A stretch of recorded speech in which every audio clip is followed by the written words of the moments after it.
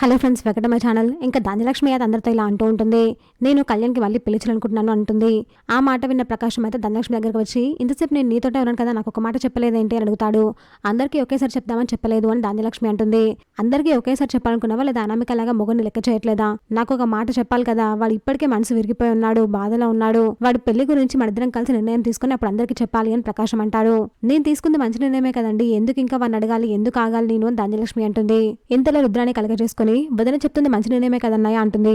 మధ్యలో నువ్వేంటి, భార్యాభర్తల మధ్య 1,15,00,000 ఉంటాయి, మధ్యలో నువ్వు దూరకు అని ప్రకాశం అయితే సీరియస్ అవుతాడు. దీనికి రుద్రాన్ని నోరు మూసుకుంటుంది.